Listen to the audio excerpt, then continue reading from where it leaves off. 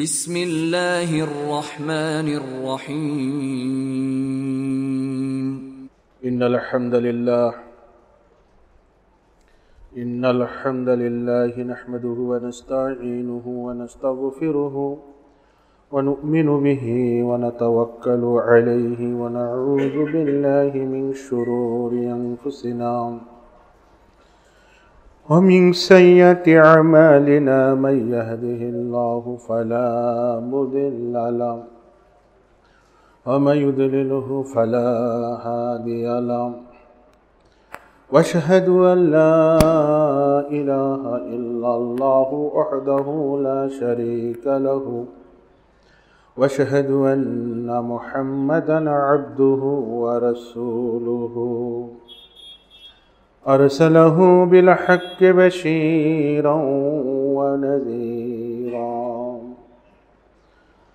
أما بعد فإن خير الحديث كتاب الله وخير الهدي هدي محمد صلى الله عليه وسلم وشر الأمور محدثاتها وكل محدثة بدعة وكل بدعة ضلالة وكل ضلالة في النار. فقد قال الله تعالى في القرآن المجيد: أعوذ بالله من الشيطان الرجيم. بسم الله الرحمن الرحيم. قاف والقرآن المجيد بل عجبوا أن جاءهم منذر منهم فقال الكافرون هذا شيء عجيب أئذا متنا وكنا ترابا ذلك رجع بعيد قد علمنا ما تنقص الأرض منهم وعندنا كتاب حفيظ بل كذبوا بالحق لما جاءهم فهم في أمر مريج أفلم ينظروا إلى السماء فوقهم كيف بنيناها وزيناها وما لها من فروج. وقال الله تعالى في آية الأخرى: قل هل ننبئكم بالأخسرين أعمالا الذين ضل سعيهم في الحياة الدنيا وهم يحسبون أنهم يحسنون صنعا. وقال الله تعالى في آية الأخرى: وما آتاكم الرسول فخذوه وما نهاكم عنه فانتهوا واتقوا الله إن الله شديد العقاب. وقال الله تعالى في آية الأخرى: لقد كان لكم في رسول الله أسوة حسنة. وقال النبي الأمين صلى الله عليه وسلم: إن الله لا ينظر إلى صوركم وأموالكم ولكن ينظر إلى قلوبكم وأعمالكم. وقال النبي الأمين صلى الله عليه وسلم: كل أمتي يدخلون الجنة إلا من أبى. قيل يا رسول الله ومن يأبى؟ قال من أطاعني دخل الجنة ومن عصاني فقد أبى. وقال النبي الأمين صلى الله عليه وسلم: من أحدث في أمرنا هذا ما ليس منه فهو رد.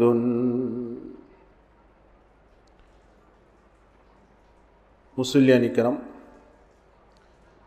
যাবতীয় প্রশংসা একমাত্র মহিয়ান গরিয়ান করুণা সিন্ধু আল্লাহ সুবহানাহু ওয়া তাআলার জন্যই, যার অপার অনুগ্রহে সাইয়্যিদুল আইয়াম সপ্তাহের সেরা দিন জুমার দিনে জুমার সালাতের উদ্দেশ্যে পৃথিবীর সর্বশ্রেষ্ঠ স্থান আল্লাহর ঘর মসজিদে আমরা সমবেত হয়েছি।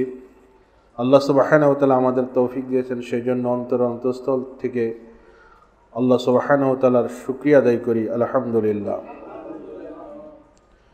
সালাতু সালাম বর্ষিত হোক তদীয় হাবিব, পৃথিবীর মহামানব, মহাবিপ্লবের মহানায়ক, দুনিয়ার মানুষের একমাত্র অনুসরণীয় ব্যক্তি, ইমামুল মুত্তাকিন, রহমাতুল লিল আলামিন, সাইয়্যিদুল মুরসালিন, খাতামুন নবীন, শাফিউল মুজনাবিন, সাদিকুল মাসদুক, আল আমিন, শাফাতের একমাত্র কাণ্ডারি, আমাদের প্রিয় নবী, বিশ্বনবী মুহাম্মদুর রাসূলুল্লাহ সাল্লাল্লাহু আলাইহি ওয়াসাল্লামের উপর আমাদের এই মসজিদ থেকে, আমাদের সবার পক্ষ থেকে অজস্র সালাত ও সালাম বর্ষিত হোক। আমরা বলি আল্লাহুম্মা আমিন। মোহতারাম হাজিরিন, আজকে আপনাদের খেদমতে খুতবায় বিশুদ্ধ আকীদার গুরুত্ব, আল্লাহ রাসূল সম্পর্কে আমাদের কি ধারণা পোষণ করতে হবে, শিরোনামে ইনশাআল্লাহ কিছু কথা বলবো। আমা তৌফিকি ইল্লা বিল্লাহ, আলাইহি তাওয়াক্কালতু ওয়া ইলাইহি উনীব। মোহতারাম হাজিরিন, একজন মুসলিমের জন্য, সে নারী হোক আর পুরুষ হোক, তার জন্য যে জিনিসটা সবচেয়ে বেশি গুরুত্বপূর্ণ, সেই গুরুত্বপূর্ণ বিষয়টা হচ্ছে আকীদা। আজকে আমাদের সমাজে আমলের গুরুত্ব বেশি। আমলের পূর্বে যে জিনিসটাকে গুরুত্ব দেওয়া দরকার প্রত্যেকটা মানুষকে, মুসলমানকে, মুসলিম নরনারীকে, সেটা হচ্ছে আকীদা, মানে বিশ্বাস, তার চিন্তা চেতনা। চিন্তা চেতনায় পরিশুদ্ধতা আনন, পরিশুদ্ধ আকীদা, বিশুদ্ধ আকীদা পোষণ, এটা প্রতিটা মুসলমান নরনারীর উপর ফরজ। আকীদা এমন একটা বিষয় যেটা দেখা যায় না, কিন্তু আকীদার উপর আপনার জীবনের গোটা লাইফ কি দাঁড়িয়ে আছে, গোটা লাইফটাই আপনার আকীদার উপর দাঁড়িয়ে আছে। বহুতল ভবন যেরকম একটা ফাউন্ডেশনের উপর দাঁড়িয়ে থাকে, একজন মানুষের গোটা লাইফটাই তার আকীদার উপর কি দণ্ডায়মান থাকে। আজকে আমাদের সমাজের অধিকাংশ মানুষ এ ব্যাপারে গাফেল।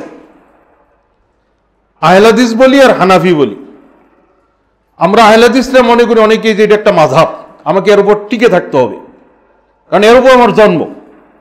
এটা কিন্তু আমাদের অনেকের ধারণা, কিন্তু না। আপনার আকীদা কি হবে, আপনার আকীদার উৎসটা কি হবে, ফাউন্ডেশন কি হবে, এটা আপনাকে জেনে নিতে হবে। জন্মগতভাবে আপনি আহলে হাদিস বা আমি আহলে হাদিস, এটা একটা শুকরিয়া আল্লাহর, এটা একটা নিয়ামত, এত কোনো সন্দেহ নাই। মানে এই জন্মের কারণে আমরা অনেকে শিরক বিদআত থেকে দূরে, শুধুমাত্র দেখি বাপদাদারা করে না আমিও করি না, বিষয়টা কিন্তু এরকম হয়ে গেছে যে আমার বাপদাদারা করে না আমিও করি, কিন্তু বিষয়টা কি এরকম না। আপনাকে পরিহার করতে হবে। কেন করতে হবে? ওই আকীদা, আপনার আকীদাই আপনাকে বলবে এটা পরিহার করতে হবে।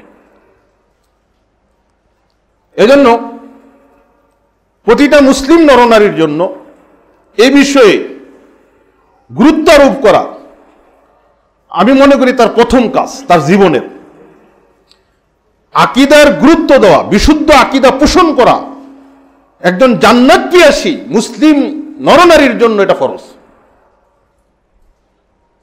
পরকালের বিজয়, পরকালের মুক্তি যদি আমরা চাই, পরকালে যদি নাজাত চাই, আকীদার মধ্যে যদি গন্ডগোল থাকে, বিন্দু পরিমাণও যদি গন্ডগোল থাকে, 1% যদি গন্ডগোল থাকে, ওই মানুষের পক্ষে কশ্চিন কালো জান্নাতে যাওয়া সম্ভব হবে না। এটা কত গুরুত্বপূর্ণ একটা বিষয় আপনি একটু খেয়াল করেন। আমলে মানুষের ত্রুটি থাকতে পারে, মানুষ হিসাবে আমার কর্মকাণ্ডে ত্রুটি থাকতে পারে, কিন্তু আমার ইমানের জগতে, আকীদার জগতে যাতে বিন্দু পরিমাণ ত্রুটি না থাকে। 100% ইমান নিয়ে আপনাকে জমিন থেকে বিদায় নিতে হবে। 100% ইমান, 1% কম থাকলে কারো পক্ষে জান্নাতে যাওয়া সম্ভব না, শুধু 1% যদি কম থাকে। এই বিষয়টা কত গুরুত্বপূর্ণ একটু খেয়াল করেন। আজকে মুসলমানদের দৈন্যতা, মুসলমানদের অধঃপতন, এর মূল কারণটা কোথায়? এইখানে আসল সমস্যাটা কোথায়? আসল সমস্যাটা কোথায়? আসল সমস্যা কিন্তু এইখানে, আকীদা।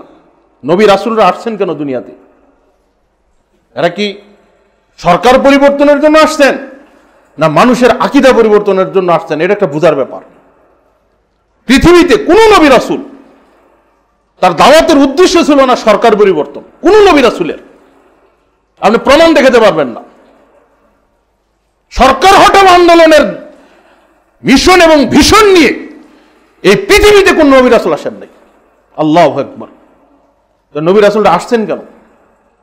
নবী রাসূলরা আসছেন মানুষের আকীদা আমল পরিবর্তনের জন্য, মাইন্ড পরিবর্তনের জন্য। মাইন্ড, মানুষ যাতে শুধু আল্লাহর গোলামি করে, মানুষের গোলামি যাতে না করে।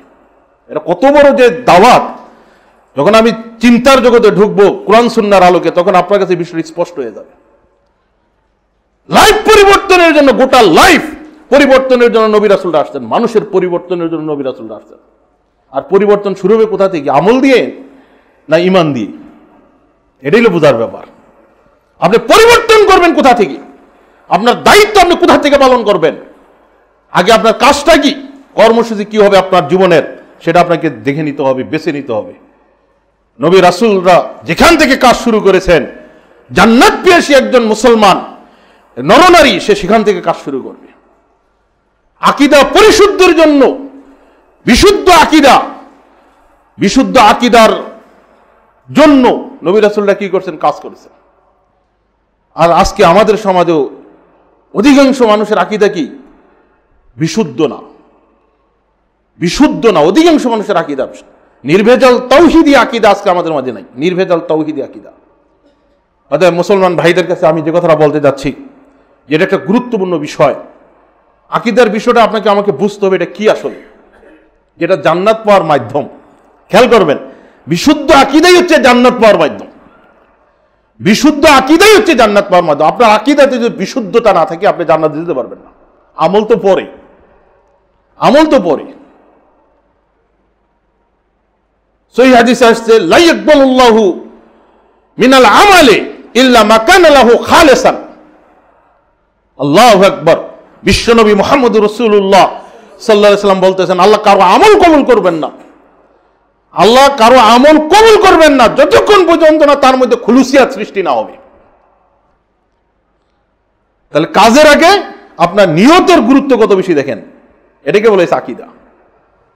কাজের আগে নিয়তের গুরুত্ব। খুলুসিয়াত যদি না থাকে কাজের মধ্যে, তাহলে খুলুসিয়াতের বিষয়টাই কি? এটা কি কাজের আগের বিষয় না? এটা তো কাজের আগের বিষয়, খুলুসিয়াতের বিষয়টা। নিয়তটা কি? আপনি কাজটা শুরু করার আগে আপনাকে নিয়ত করতে হবে, কি কেন করবেন, কার জন্য করবেন। সহিহ বুখারীর প্রথম হাদিসই হচ্ছে নিয়তের উপর।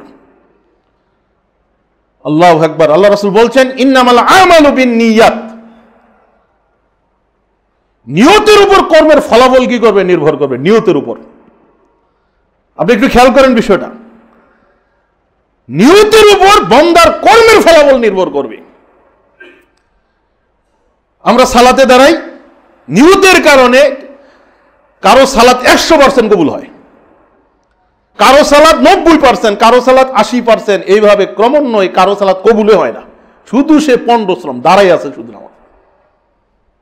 লেবাস আর পোশাক দিয়ে ইবাদত কবুল করা যাবে না। প্রথম গুরুত্বটা কোথায়? এগুলো দরকার, কিন্তু প্রথম আপনাকে কোন বিষয়টাকে আপনি কি করবেন, গুরুত্ব দিবেন, জোর দিবেন, সেটা হচ্ছে আপনার এই যে আকীদা, বিশ্বাস। আকীদা শব্দের অর্থ হচ্ছে কি? বিশ্বাস। উকদাতুন শব্দ থেকে আসছে।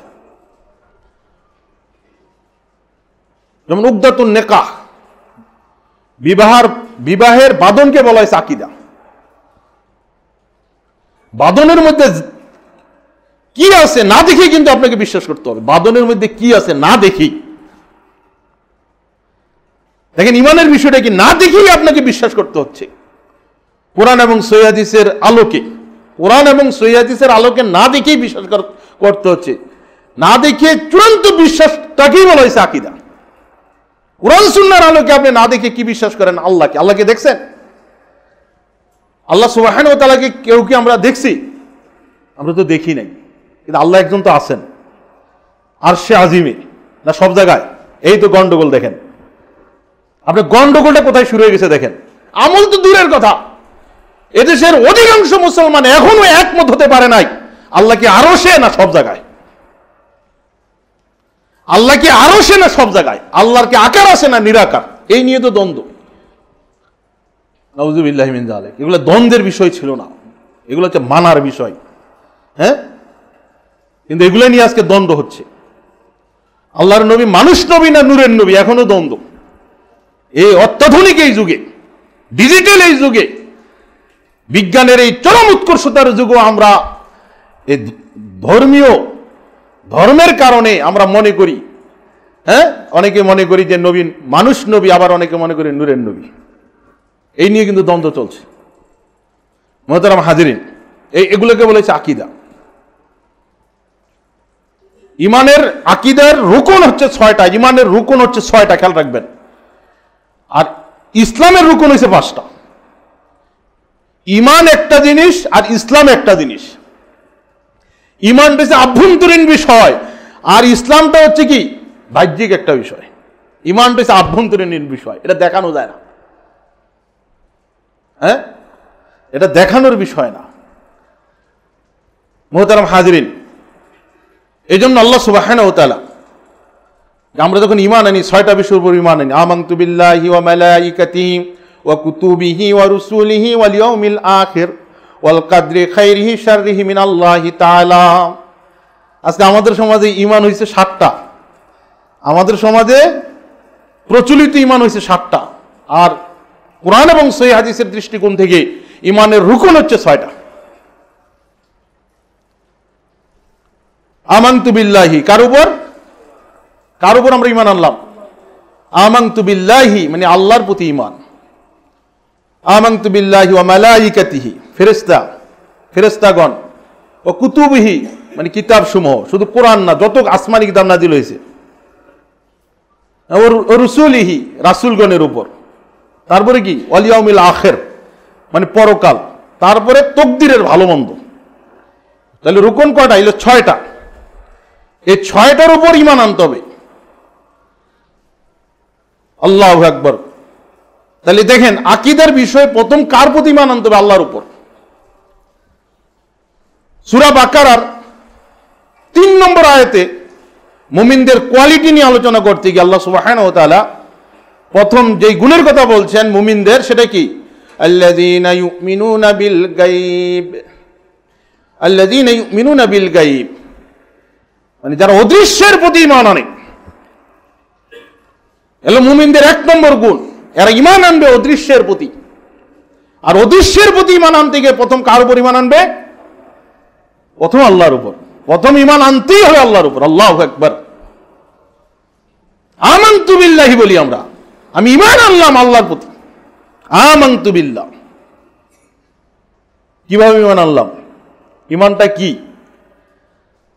আমানতু বিল্লাহ, আল্লাহর প্রতি ঈমান আনলাম। ঈমানের দাবিটা কি? ঈমানের মূল মন্ত্রটা কি? কালিমাতুত তাইয়্যিবা লা ইলাহা ইল্লাল্লাহ। দেখেন, আমানতু বিল্লাহি, আল্লাহর প্রতি ঈমান আনলাম, আর ঈমানের মূল মন্ত্রই হচ্ছে কালিমাতুত তাইয়্যিবা লা ইলাহা ইল্লাল্লাহ।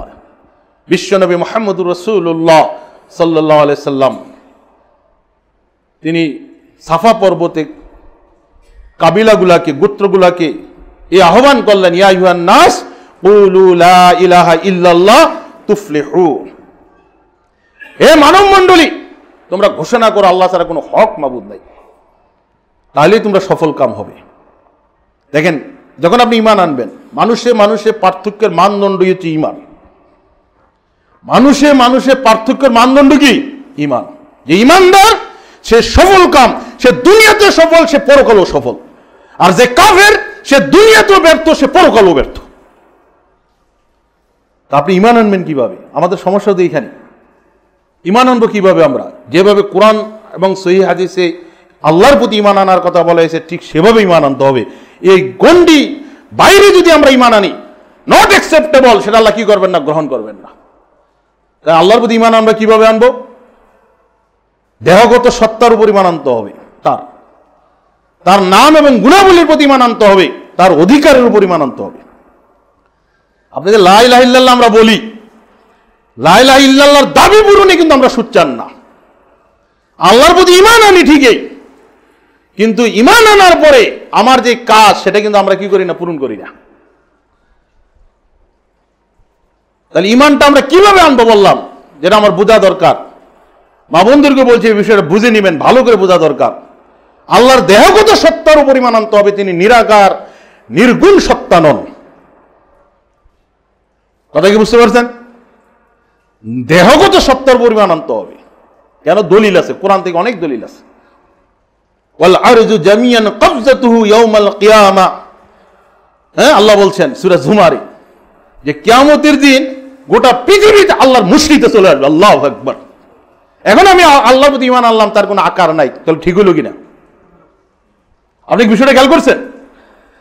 অত গুরুত্বপূর্ণ একটা বিষয়। আল্লাহ বলছেন কিয়ামতের মাঠে, কিয়ামতের দিন গোটা পৃথিবী আল্লাহর মুষ্টিতে চলে আসবে, আর আকাশগুলা ভাস করা অবস্থায় আল্লাহর ডান হাতে চলে আসবে, ভাস করা অবস্থায়। 7 জমিন 7 আসমান আল্লাহর 2 হাতে থাকবে। আল্লাহু আকবার। 7 জমিন 7 আসমান আল্লাহর 2 মুষ্টিতে থাকবে। আল্লাহ সেদিন বলবেন, অহংকারীরা কোথায়, স্বৈরাচারীরা কোথায়, জালেমরা কোথায়? লিমানিল মুলকুল ইয়াউম, আজকের দিনে রাজত্বটা কার? আল্লাহু আকবার। লিল্লাহিল ওয়াহিদিল কাহ্হার, জবাব আসবে একমাত্র পরাক্রান্তশালী আল্লাহর। সেদিন কার রাজত্ব চলবে? কার রাজত্ব চলবে না। আসমান জমিন 2 হাতে 2 মুষ্টিতে নিয়ে আল্লাহ এইভাবে বলবেন যে আজকের দিনে রাজত্বটা কার? তাহলে আল্লাহর প্রতি আমরা কিভাবে ঈমান আনতেছি বলেন? আল্লাহর পরিচয় এখানে ফুটে উঠছে। এজন্য আল্লাহ সুবহানাহু ওয়া তাআলা পবিত্র কোরআনুল কারীমের 3 জায়গায় বলছেন, ওমা কাদারুল্লাহ হাক্কা কাদরিহি, যেভাবে আল্লাহকে মূল্যায়ন করা দরকার তোমরা সেভাবে আল্লাহকে মূল্যায়ন করো না। আল্লাহ কত বড়, একটু খেয়াল করছেন? আসমান জমিন আল্লাহর হাতের মুঠিতে চলে আসবে, আসমান জমিন আল্লাহর হাতের মুঠিতে চলে আসবে, আর আল্লাহ বলবেন যে আজকের দিনে রাজত্বটা কার? তাহলে আল্লাহ কত বড়, আল্লাহর পাওয়ার কতটুকু, তার কুদরত কত বড়, আপনি একটু খেয়াল করেন। এজন্য বলছি যে আমানতু বিল্লাহ যখন আপনি বলবেন, তখন দুনিয়াতে শুধুমাত্র আপনি একজনের ওয়াহাদানিয়াত, একজনকে আপনি কি অন্তর থেকে স্বীকার করে নেবেন, তিনি কে? আল্লাহ। আমরা কি ওইভাবে নিছি? তাকে স্বীকার করা মানে কি? তার দাসত্ব স্বীকার করে নেওয়া, তার প্রভুত্ব স্বীকার করে নেওয়া, তার কর্তৃত্ব স্বীকার করে নেওয়া, এটাকে বলেছে ঈমান। তার বিধানকে স্বীকার করে নেওয়া, তার বিধানকে স্বীকার করে নিতে হবে। আমাদের জন্য প্রেরিত যে বিধান আল্লাহর পক্ষ থেকে যেটা এসেছে, সেই বিধানের কাছে আত্মসমর্পণ করতে হবে। সেটা হচ্ছে কি আমানতু বিল্লাহির আবেদন, লা ইলাহা ইল্লাল্লাহর আবেদন। এটা হচ্ছে আকীদাগত একটা বিষয়, যে অন্তর থেকে আপনি অন্তর রাজ্যে আপনাকে কি করতে হবে, সেভাবে প্রস্তুত করতে হবে। অন্তর দিয়ে আমি ঈমান আনছি আল্লাহর উপর, তা আল্লাহর চাইতে আমার কাছে আর কোনো শক্তি বড় না, হ্যাঁ, আর কোনো শক্তিই নাই একমাত্র আল্লাহর শক্তি ছাড়া। তার কাছে আমি মাথা নত করবো, আর কারো কাছে মাথা নত করবো না। সম্পদে আনন্দ যিনি, নিরাশে সাহস, বিপদ ভঞ্জন যিনি, বিশ্ব যার বশ, যিনি সবাকার বন্ধু, নাহি যার পর, তাহারই উপরে রাখি অনন্ত নির্ভর। তিনি কে? তিনি হচ্ছেন আল্লাহ। আল্লাহু আকবার। মুহতারাম হাজিরিন, এজন্য বলছিলাম যে এই বিষয়গুলোকে গুরুত্ব দিবেন, সবক দিতে হবে। আগে নিজেকে গড়ে তুলতে হবে ওইভাবে, তারপরে পরিবারকে সেভাবে গড়ে তুলতে হবে। নবী রাসূলরা কিন্তু এইভাবে কাজ করছেন, হ্যাঁ, এইভাবে কাজ করছেন। আগে নিজের মধ্যে ঈমান জ্বালাতে হবে, সহিহ ঈমান, নির্ভেজাল ঈমান প্রজ্বলিত করতে হবে নিজের অন্তর রাজ্যে। অন্তর বিপ্লব দরকার, আগে সমাজ বিপ্লবের আগে অন্তর বিপ্লব দরকার, তারপরে সমাজ বিপ্লব আসবে, এর আগে আসবে না। আগে 3.5 হাত বডির পরিবর্তন দরকার, আর 3.5 হাত বডির তখনই পরিবর্তন হবে যখন আপনার অন্তরের পরিবর্তন আসবে। আর সেটাকে বলেছে ঈমান, এটাকে বলেছে আকীদা। আল্লাহু আকবার। এই জন্য বিশ্বনবী মুহাম্মদুর রাসূলুল্লাহ সাল্লাল্লাহু আলাইহি ওয়াসাল্লাম তিনি বলছেন, কি বলছেন? ইন্নাল্লাহা লা ইয়ানজুরু ইলা সুওয়ারিকুম ওয়া আমওয়ালিকুম ওয়ালাকিন ইয়ানজুরু ইলা কুলুবিকুম ওয়া আমালিকুম। আল্লাহ সুবহানাহু ওয়া তাআলা কারো চেহারার দিকে তাকান না, কারো সম্পদের দিকেও লক্ষ্য করেন না। তাহলে তাকান কোন দিকে? তাহলে বোঝা যাচ্ছে আল্লাহ মানুষের দৃষ্টি, মানুষের দিকে, মানুষের প্রতি আল্লাহ দৃষ্টি দেন। তাহলে আল্লাহ মানুষের প্রতি দৃষ্টি দেন, মানুষের কোন বিষয়ের দিকে তিনি দৃষ্টি দেন? আল্লাহ দেখেন মানুষের অন্তর। কি দেখেন? মানুষের অন্তর দেখেন। তাহলে অন্তর্যামী কে? অন্তর্যামী কে? আল্লাহ। আল্লাহু আকবার। অন্তর্যামী হচ্ছেন আল্লাহ। আল্লাহু আলিমুম বিযাতিস সুদূর। আমরা নিজেরা এটা স্বীকার করি, বিশ্বাস করি। আল্লাহ বলছেন, হ্যাঁ, মানুষের অন্তরের খবর রাখেন আল্লাহ। তাইলে আল্লাহ রাসূল কেন বলতেছেন যে আল্লাহ সুবহানাহু ওয়া তাআলা দৃষ্টি দেন মানুষের অন্তরের দিকে। ওয়া আমালিকুম, আর কোন দিকে দৃষ্টি দেন? কর্মকাণ্ড, এটাও দেখেন। তাহলে আগে অন্তর, তারপরে কি? কর্মকাণ্ড। আগে আমার অন্তরটা দেখেন আল্লাহ, যে আমি কেন কি উদ্দেশ্যে আসছি মসজিদে, হ্যাঁ, কেন আমি দান করি, কেন আমি ভালো কাজ করি। দুইটা বিষয় এখানে, একটি আল্লাহর জন্য না অন্য কোনো কারণে। যদি আল্লাহর জন্য হয়ে থাকে তাহলে এটা কিন্তু গ্রহণ করা হবে। আল্লাহর জন্য নিয়ম মাফিক সুন্নত মোতাবেক যদি হয়ে থাকে তাহলে এটা কি আল্লাহ কি করবেন? গ্রহণ করবেন না, এছাড়া কিন্তু গ্রহণ করবেন না। মুহতারাম হাজিরিন, তাইলে যে কথা বলতে যাচ্ছিলাম যে আকীদা, এই যে ঈমান, আল্লাহর প্রতি আমাদেরকে আনতে হবে বিশুদ্ধ ঈমান। যেভাবে কোরআন এবং হাদিসে আসে, যেভাবে নবী রাসূলরা আল্লাহর পরিচয় দিয়েছেন, ঠিক সেই ঈমানটা আনতে হবে। পীর সাহেবরা কি বলতেছে, বুজুর্গানে দিন কি বলতেছে আল্লাহ সম্পর্কে, সেটা আমাদের দেখার দরকার নেই। আল্লাহ এবং আল্লাহ রাসূল কি বলছেন তার ব্যাপারে, সেটাই আমাদেরকে দেখতে হবে। আর সেটা যদি আপনি জানার চেষ্টা করেন তাহলে আপনাকে যেতে হবে কোথায়? কোরআন এবং সহিহ হাদিসের দিকে। আল্লাহর কিতাব, রাসূলের হাদিসের দিকে আপনাকে যেতে হবে, নিজে পড়তে হবে। আল্লাহ কোথায় সহিহ হাদিসে আসছে। আমরা পাত্রী দেখতে গেলে আমরা পাত্রীকে জিজ্ঞেস করি, তুমি নামাজ পড়ো কয় রাকাত, নামাজ পড়ো কিনা, কয় ওয়াক্ত সালাত, এগুলো আমরা জিজ্ঞেস করি। ফজরের সালাত কত রাকাত, এগুলো জিজ্ঞেস করি না? আল্লাহু আকবার। এটা কি ঈমান যাচাইয়ের মাধ্যম? এগুলো কি ঈমান যাচাইয়ের মাধ্যম? কিন্তু আমরা কিন্তু এটাই করি। মুরব্বী যারা আছেন, আপনারা যদি পাত্রী দেখতে যান, আপনি জিজ্ঞেস করেন কোরআন পড়ো কিনা, হ্যাঁ, নামাজ পড়ো কিনা, কয় ওয়াক্ত পড়ো, 5 ওয়াক্ত পড়ো কিনা, জোহরের সালাত কত রাকাত, এরকম আমরা প্রশ্ন করি। কিন্তু দেখেন একজন পাত্রী সে মুমিনা কিনা। আল্লাহ রাসূল কি করতেন? একটা দাসী ধরে নিয়ে আসা হয়েছে রাসূলের দরবারে। দাসী কেন ধরে নিয়ে আসা হয়েছে? এই দাসীটার দায়িত্বে কিছু ছাগল ছিল। একটা নেকড়ে একটা ছাগল ছু মেরে নিয়ে গেছে, তখন মালিক তার সাথে দুর্ব্যবহার করেছে, একটা থাপ্পড় মারছে। আল্লাহ রাসূলের কাছে এই ঘটনাটা যখন বলল মালিক, তখন আল্লাহ রাসূল খুশি হলেন না। আল্লাহ রাসূল বলতেছেন তুমি ভালো কাজ করো নাই। তখন ওই মালিক বলতেছে, ইয়া রাসূলুল্লাহ, তাহলে আমি তাকে আজাদ করে দিই, মানে দাসীটাকে আমি কি করি? আজাদ করে দিই। আল্লাহ রাসূল বলতেছেন না, তুমি ওকে নিয়ে আসো, ওর ইন্টারভিউ নিব আমি, ও মুমিনা কিনা, ও ইমানদার কিনা, আমি ইন্টারভিউ নিব। মহিলাটাকে নিয়ে আসা হলো। আল্লাহ রাসূল প্রশ্ন করলেন, আইন আল্লাহ। কি প্রশ্ন করলো? আইন আল্লাহ। মহিলাটাকে জিজ্ঞেস করছে তুমি নামাজ পড়ো, এই কথা বলছে। দেখেন আকীদার বিষয়টাই কি, দেখেন রাসূলও ইন্টারভিউ নিচ্ছেন তার আকীদা ঠিক আছে কিনা। যাকে মুক্ত করা হচ্ছে, যে মহিলাটাকে মুক্ত করে দেওয়া হবে দুর্ব্যবহারের কারণে, তার আকীদাটা ঠিক আছে কিনা রাসূল একটু জাস্টিফাই করে নিচ্ছেন। প্রশ্ন করতেছেন, কি করতেছেন? আইন আল্লাহ, আল্লাহ কোথায়?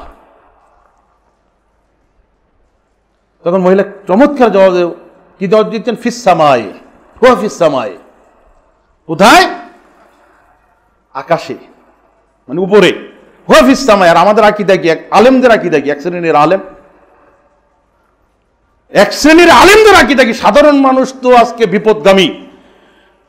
সাধারণ মানুষ যত না দায়ী, তার চাইতে বেশি দায়ী হচ্ছে এক শ্রেণীর আলেম সাধারণ মানুষ বিপদগামী হওয়ার জন্য। আপনি একটু চিন্তা ভাবনা করেন, আলেম যদি বিপদগামী হয়, আলেম যদি পথভ্রষ্ট হয়, তাহলে সাধারণ মানুষও পথভ্রষ্ট হবে, সাধারণ মানুষও বিপদগামী হবে। একজন দাসের যে আকীদা আল্লাহ সম্পর্কে, আমাদের সমাজের বড় বড় ডিগ্রিধারী মুফতির আকীদা তা না, বরং উল্টা আকীদা। একজন দাসী, সে বলতেছে হুয়া ফিস সামায়ে। আল্লাহ রাসূল বলেন আইন আল্লাহ, যে আল্লাহ কোথায়? তখন দাসী কি জবাব দিচ্ছে, কত চমৎকার জবাব, ইউহা ফিস সামায়ে, ফিস সামায়ে, তিনি হচ্ছেন আকাশে। আল্লাহ মান আনা, আমি কি? মহিলা চমৎকার জবাব, আনতা রাসূলুল্লাহ, আপনি আল্লাহর রাসূল সাল্লাল্লাহু আলাইহি সাল্লাম। তখন বলা হচ্ছে তাকে মুক্ত করে দাও, মানে ইন্টারভিউতে পাস, তার ঈমান ঠিক আছে। আমাদের সমাজের মুক্তিদের আকীদা কি? হ্যাঁ, আমাদের সমাজের মুক্তিদের আকীদা এরকম না, এক শ্রেণীর মুক্তিদের আকীদা এরকম না আছে, যার কারণে সমাজ আজকে ধ্বংসের দিকে। এই যে 12ই রবিউল আউয়াল আমাদের এই উপমহাদেশে, বিশেষ করে বাংলাদেশে রাসূল প্রেমের যে মহড়া দেখানো হয়েছে, হ্যাঁ, রাসূল প্রেমের মহড়া, ঈদে মিলাদুন নবী, জশ্নে জুলুস, নাউজুবিল্লাহি মিন যালিক। নবীর দেশে নবী যেই দেশে জন্ম সেই দেশে কিন্তু এর কোনো খবরই নেই, এক কথায় শেষ। নবীর জন্ম যেই দেশ, ওই দেশে এই ধরনের কোনো অনুষ্ঠান হয় না। তাহলে আমরা বেশি রাসূল প্রেমিক নাকি? আমরা বেশি রাসূল প্রেমিক। আমরা নিজেকে বলি আশেকে রাসূল, না আশেকে শয়তান। অবশ্যই আপনি আশেকে শয়তান। রাসূলের সুন্নতের বাইরে আপনি রাসূল প্রেমের মহড়া দেখাবেন আর বলবেন আপনি আশেকে রাসূল, কোশ্চিন কালো এই মহড়া আল্লাহ কবুল করবেন না।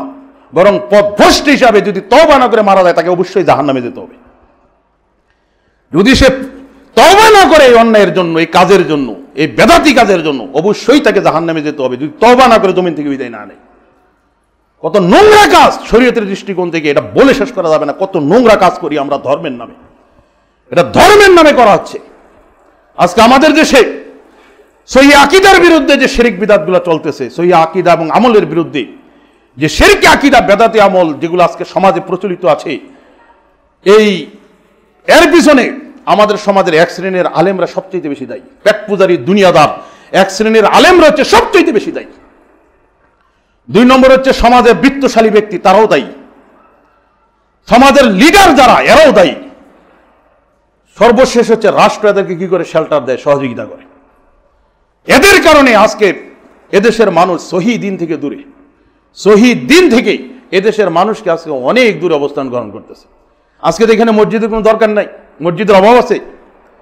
আজকে আমাদের দেশে, বাংলাদেশে কোনো মসজিদের অভাব আছে, কিন্তু পৃথক মসজিদের প্রয়োজনীয়তা কেন? এখানে আসার দরকারটা কি? কেন দরকার?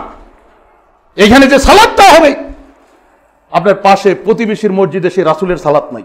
সালাত আছে ঠিকই, আল্লাহ রাসূলের সালাত নাই, আমরা হলফ করে বলতে পারি। এখানে যে সালাতটা হবে, মসজিদে নববীতে যে সালাতটা হবে, বাইতুল্লাহে যে সালাতটা হবে, এই ত্রিমুনি পশ্চিম পাড়ায় আহলাদিস মসজিদে একই সালাত হবে ইনশাআল্লাহ, কোনো পার্থক্য নাই। শুধু আদর্শের কারণে মসজিদ পৃথক দরকার, আদর্শের কারণে। আপনি আদর্শের উপর টিকে থাকার জন্য মসজিদ দরকার, আদর্শের প্রচার এবং প্রসারের জন্য আজকে মসজিদ দরকার, অন্য কোনো কারণ নাই।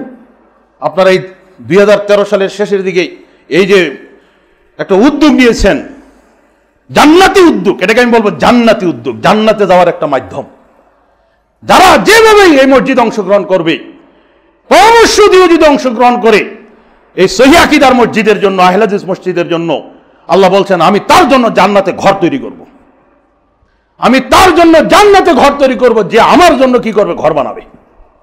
মান বানা লিল্লাহি মসজিদান বানাল্লাহু লাহু বাইতান ফিল জান্নাহ। আল্লাহ রাসূল এইভাবে বলছেন, যে ব্যক্তি মসজিদ বানাবে আমার জন্য, আমি তার জন্য জান্নাতে ঘর তৈরি করব। আল্লাহু আকবার। এই মসজিদ নির্মাণে যে যেভাবে সহযোগিতা করুক না কেন, তাকে কি করা হবে, পুরস্কৃত করা হবে জান্নাতে ঘর দিয়ে। কিসের ঘর সেটা? ইট সিমেন্টের, টাইলসের? আপনি আপনার জন্য ঘর আল্লাহ যদি তৈরি করেন, মণিমুক্তা, জহরত, হ্যাঁ, স্বর্ণরূপা, এইসব দিয়ে ঘর বানাবেন আল্লাহ, আর এগুলা আপনাকে কি করবেন, ঘর হিসাবে দান করবেন। সেজন্য আমি যে কথাটা বলবো, যে ওইখানে যদি আমরা যেতে চাই, জান্নাতে যদি আমরা যেতে চাই, আমাদেরকে আদর্শের উপর টিকে থাকতে হবে, আদর্শের উপর টিকে থাকতে হবে। আল্লাহ রাসূল কি বলছেন? কুল্লুহুম ফিন্নার ইল্লা মিল্লাতা ওয়াহিদা, যে একটা দল ছাড়া সব জাহান্নামে যাবে, একটা দল ছাড়া। এই উম্মতে মুহাম্মদী 73 ফেরকায় বিভক্ত হবে। আপনি কি মনে করছেন? আমরা অনেকেই মনে করি যে ইবাদত করলেই হলো, হ্যাঁ, আল্লাহকে ডাকলেই হলো। না, আপনি আপনার মর্জি মাফিক মন মতো ইবাদত করবেন, সুন্নতকে জব করে, শত শত সহিহ হাদিসকে জব করে, রাসূলের আদর্শকে জব করে। আর আপনি বলতেছেন আমি আল্লাহকে ডাকছি, অথচ আপনার ইমানও ঠিক নাই, আপনার আমলও ঠিক নাই। আপনি ইমানের জগতে শিরকি ইমান লালন করেন আর আমলের জগতে বেদাতি আমল করেন, আর আপনি মনে করছেন আপনি জান্নাতে চলে যাবেন। এত সোজা না। এই জন্য আল্লাহ রাসূল কি বলছেন, এই উম্মতে মুহাম্মদী 73 ফিরকায় বিভক্ত হবে, কুল্লুহুম ফিন্নার ইল্লা মিল্লাতা ওয়াহিদা, যে একটা দল ছাড়া সবাই জাহান্নামে যাবে। একটা দল। এটা কে বলছেন? আমার কথা না, আল্লাহ রাসূল বলছেন। তার জীবদ্দশায় বলছেন, সাহাবীদেরকে বলতেছেন, সাহাবীদের সামনে এই কথাগুলো বলতেছেন। অর্থাৎ তিনি ভবিষ্যৎবাণী করছেন। আল্লাহ রাব্বুল আলামিন আল্লাহর রাসূলকে এই ভবিষ্যৎবাণী করাচ্ছেন। আজকে মুসলমান আজকে কি এক? হ্যাঁ, মসজিদে বললাম একটু, মসজিদে তো দরকার নাই দুইটা, দরকার কেন আজকে? আজকে মুসলমান কি এক? অথচ Islam is one, there is no ফিরকা। ইসলাম এক, অবিভাজ্য, এর মধ্যে কোনো বিভক্তি নাই, কোনো বিভক্তি নাই। কিন্তু আজকে আমাদের আল্লাহ এক, কাবা এক, বিধান এক, নবী এক, কিন্তু আমরা শতদলে বিভক্ত মুসলমান। মাযহাবের দোহাই দিয়ে প্রায় 200 তরিকা আছে আমাদের দেশে, 200 তরিকা। আপনি আশ্চর্য হয়ে যাবেন যে আমাদের এই দেশে 1981 সালের হিসাবে 2,98,000 পীর আছে। 2,98,000 পীর। এরশাদ সরকার একটা জরিপ করছিল। এরশাদ যখন সরকার তখন জরিপ করেছিল 2,98,000 পীর আছে এই দেশে। এক পীরের সাথে আরেক পীরের কোনো মিল নাই। হ্যাঁ, জিকিরের মিল নাই, তালিমের মিল নাই, টুফির মিল নাই, পাঞ্জাবির মিল নাই, জুব্বার মিল নাই, পাগড়ির মিল নাই। আপনি খেয়াল করছেন? কারণ এগুলো হবেই। আপনি যখন উৎস থেকে সরে আসবেন তখন এগুলো আর এক হবে না। এক হবে? হজ কয়বার হয় বছরে? হজ কয়বার হয়? হজ কিন্তু একবারই হয়। কিয়ামত পর্যন্ত কি 2 বার হবে? কারণ এটা কার বিধান? এটা কার বিধান? এটাকে পরিবর্তন করতে পারবে যে মানুষ তো ভাবছে। এখন এদেশের মুসলমানরা, সারা পৃথিবীর স্কলার যারা, সারা পৃথিবীর পণ্ডিতরা যদি এক জায়গায় বসে বলে যে মুসলমানের সংখ্যা বাড়ছে, অতএব বছরে এখন থেকে 2 বার হজ হবে, কারণ মানুষ বাড়ছে, এই সিদ্ধান্ত কিয়ামত পর্যন্ত নিতে পারবে? মানুষের তৈরি করা বিধান যখন চলে আসে তখন এটা কি হয়? ভাগ হয়ে যায়। যেমন টঙ্গীর মাঠে এখন কয়বার কি হয়? কয়বার হয়? 2 বার হয়। আপনি খেয়াল করেন, আখিরি মুনাজাত যেহেতু মানুষ পাগল, এত মানুষ জড়ো হয়, বছরের 1 বছর আগ থেকে কি প্রস্তুতি নেয়? হ্যাঁ, আখিরি মুনাজাতে অংশগ্রহণ করতে হবে। আখিরি একটাই ধান্দা, আখিরি মুনাজাত, আখিরি বেদাত। দুনিয়ার সবচাইতে এখন বড় বেদাত হচ্ছে আখিরি মুনাজাত। দুনিয়ার সবচাইতে বড় বেদাত। এটা 2 ভাগে ভাগ হয়ে গেছে, এখন আরো ভাগ হবে। এখন তো জেলায় জেলায় ভাগ হইতেছে। আপনি 2 ভাগে কি, এখন জেলায় জেলায় আখিরি মুনাজাত হয়, তারপরে হবে টঙ্গীর মাঠে। কেন হচ্ছে এগুলা? এগুলা শরীয়ত না, এগুলো মানুষের তৈরি করা বিধান। আখিরি মুনাজাত, যত মুনাজাত আখিরি, যত, শুধু টঙ্গীর মাঠ না।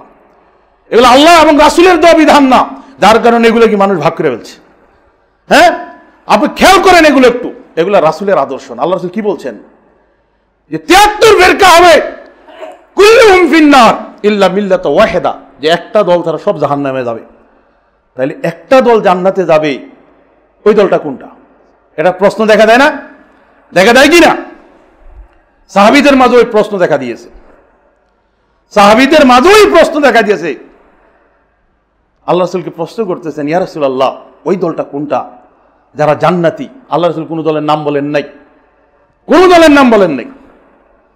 তবে এই কথা বলছেন, মা আনা আলাইহি ওয়া সাহাবী, আমি এবং আমার সাথীরা যে আদর্শের উপর আছি, এই আদর্শের উপর যারা থাকবে এরাই হচ্ছে জান্নাতি। আল্লাহু আকবার। আমরা কি আল্লাহ এবং রাসূলের আদর্শের উপর থাকতে চাই না? থাকতে চাই কি না? আর যার কারণে এই মসজিদ দরকার। রাসূলের আদর্শের উপর টিকে থাকার জন্য আজকে এই মসজিদের প্রয়োজনীয়তা বহু বহু গুণ বেশি। যদি আমরা একটু বুঝি,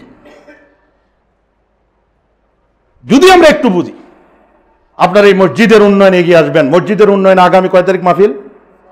6-7।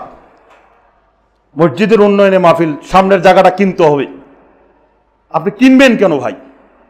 কেন কিনবেন? আপনার কেন এগিয়ে আসবেন?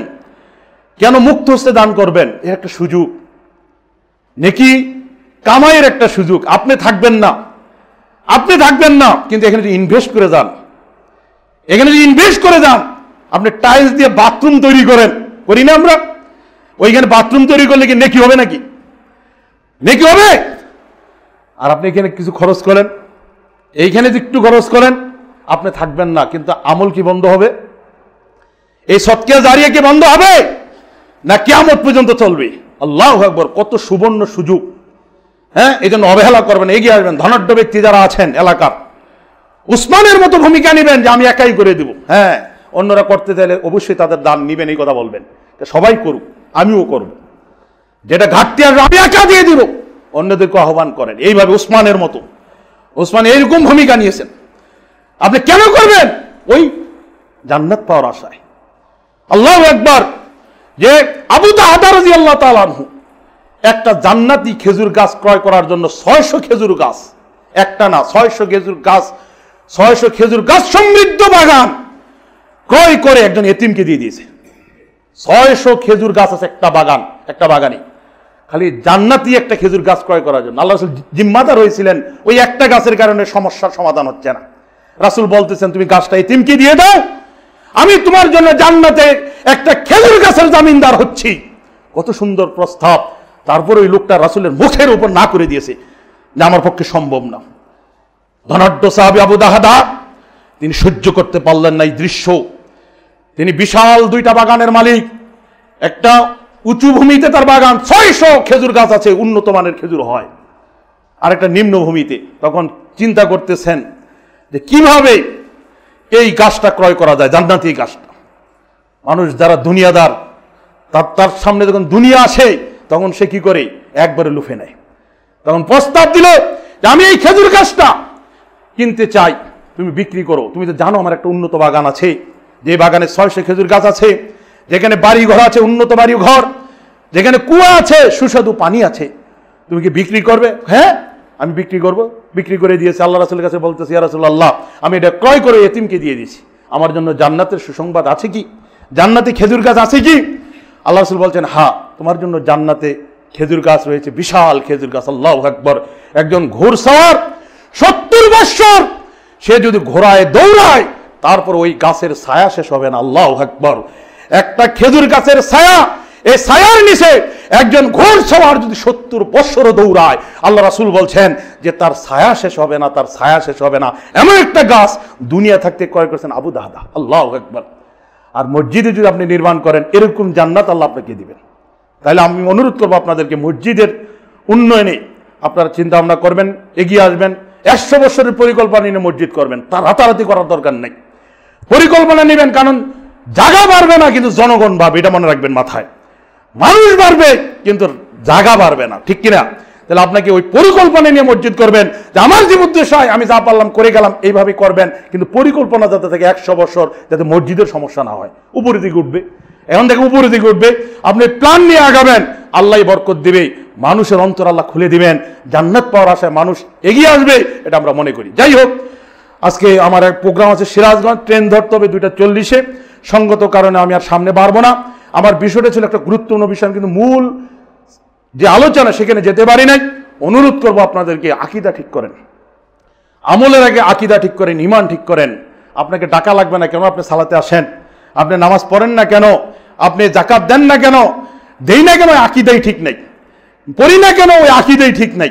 হ্যাঁ, আকীদা যদি ঠিক থাকে, আপনার মুখে আর শেভ চলবে না, দাড়ি অটোমেটিক কি আপনি ছেড়ে দিবেন, আপনি টাকনুর নিচে কাপড় পরবেন না, অটোমেটিক আপনি কি টাকনুর উপর কাপড় উঠবে, কারণ ওই আল্লাহর ভয়, ওই জান্নাত যাওয়ার আশায় আপনার ভিতর পরিবর্তন চলে আসবে। এই জন্য আমি অনুরোধ করবো আপনাদেরকে যে এই বিষয়টাকে আমাদেরকে বেশি গুরুত্ব দিতে হবে। ছেলে হই আর মেয়ে হই, নারী হই আর পুরুষ হই, জান্নাত পাওয়ার আশায় আমাদের চিন্তার জগতে যাতে পরিবর্তন আসে।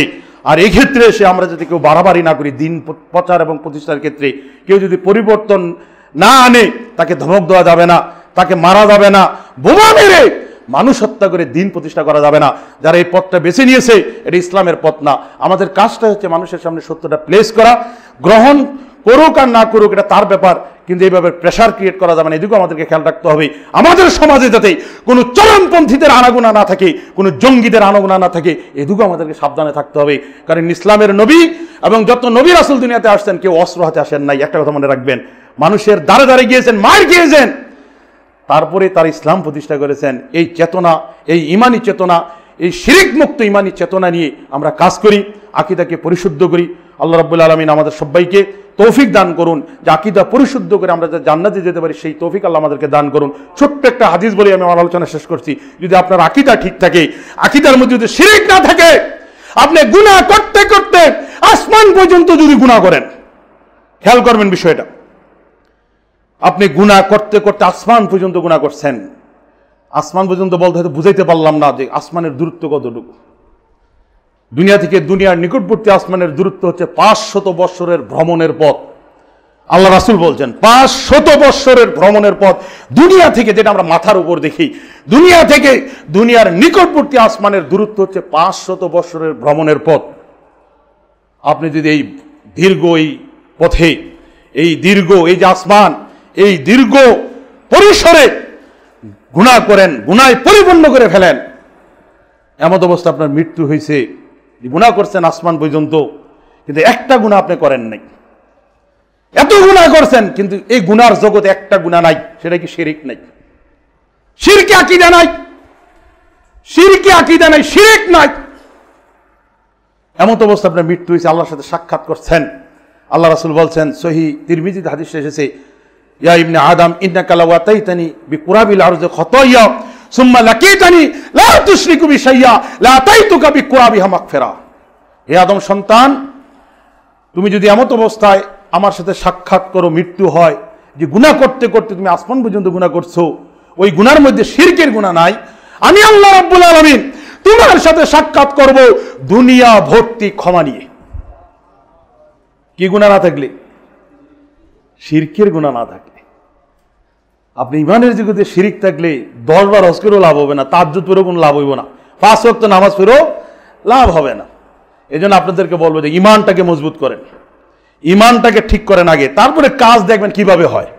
সাহাবীরা আল্লাহকে পাওয়ার জন্য কিরকম পাগল ছিলেন, এটা ইমানের কারণে। এটা কিসের কারণে? ইমানের কারণে। মামুনদেরকে বলবো যে আমরা যদি শিরিক থেকে বিরত থাকি, অবশ্যই বিরত থাকতে হবে জান্নাত পাওয়ার আশায়। আমরা নিজেরা লেখাপড়া করি, কোরআন হাদিস পড়ি, স্টাডি করি, দিন শিখি, দিন জানার চেষ্টা করি, ছেলে মেয়েদেরকে উদ্বুদ্ধ করি, ঘরকে জান্নাতি পরিবেশ করি। এক কথায় আগে নিজের মাঝে দিন কায়েম করুন, ইমান কায়েম করুন, তারপরে পরিবারে, তারপরে সমাজ এবং রাষ্ট্রে। এটা হচ্ছে নবীদের তরিকা। হ্যাঁ, আল কোরআনের আলো সংসদে জ্বালো, এটা ঠিকই আছে, কিন্তু আল কোরআনের আলো নিজের মধ্যে জ্বালো, এটা হলো প্রথম স্লোগান। নিজের মধ্যে না জ্বললে সংসদে কোনোদিনও জ্বলবে না। আর এই জন্য নিজের পরিবর্তন দরকার তাওহীদের আলোকে, তারপর পরিবার, তারপর সমাজ, অতঃপর রাষ্ট্র। এটা হচ্ছে নবীদের তরিকা। এই তরিকায় আসুন, আমরা জান্নাত পাওয়ার আশায় আমরা কাজ করি। আল্লাহ রাব্বুল আলামিন আমাদের সবাইকে তৌফিক দান করুন। আমরা বলি আল্লাহু আমিন। হে আল্লাহ, আমরা অপরাধী মাওলা, তোমার দরবারে উপস্থিত হয়েছি, আমাদের সবাইকে ক্ষমা করে দাও। আমাদের মধ্যে যারা অসুস্থ সবাইকে তুমি শাফায়ে কামেলা দান করো। আমাদের মধ্যে যারা বিপদগ্রস্ত আল্লাহ, তুমি তাদেরকে বিপদ থেকে উদ্ধার করো। হে আল্লাহ ইয়া আরহামার রাহিমিন, আমাদের মধ্যে যারা ঋণগ্রস্ত তাদেরকে তুমি ঋণ থেকে উদ্ধার করো। হে আল্লাহ ইয়া আরহামার রাহিমিন, আমাদের সবাইকে তোমার দিনের উপর প্রতিষ্ঠিত থাকার তৌফিক দান করো মাওলা। সহি আকীদা, সহি ঈমান নিয়ে যাতে আমরা জমিন থেকে বিদায় নিতে পারি, সেই তৌফিক তুমি আমাদেরকে দান করো। হে আল্লাহ ইয়া আরহামার রাহিমিন, আমাদের রুজিতে, ব্যবসা বাণিজ্যে, কলকারখানায়, বাড়িতে গাড়িতে, সব জায়গায় তুমি বরকত দান করো। হে আল্লাহ ইয়া আরহামার রাহিমিন, আমাদের পিতামাতা, ভাই বোন, আত্মীয় স্বজন যারা কবরবাসী হয়েছে আল্লাহ, তাদের সবাইকে তুমি ক্ষমা করে দাও। আল্লাহ, তাদের কবরে তুমি রহমতের ঝরি বর্ষণ করো মাওলা। হে আল্লাহ ইয়া আরহামার রাহিমিন, যারা এই মসজিদ নির্মাণ করেছে, সহযোগিতা করতেছে, আল্লাহ তুমি তাদের এই দানকে কবুল করো। আল্লাহুম্মা বারিক আলাইহি, আল্লাহুম্মা সাল্লি আলাইহি। হে আল্লাহ, মসজিদকে কিয়ামত পর্যন্ত টিকিয়ে রাখো। হে আল্লাহ ইয়া আরহামার রাহিমিন, এই মসজিদ যাতে আমাদের সবার জীবনের নাজাতের উসিলা হয়, সেই তৌফিক তুমি আমাদের সবাইকে দান করো। ইয়া আল্লাহ ইয়া আরহামার রাহিমিন, আমাদের সবাইকে মরা পর্যন্ত ইমানের উপর থাকার তৌফিক দান করো। আল্লাহর কাছে প্রার্থনা রেখে আজকে খুতবা শেষ করছি।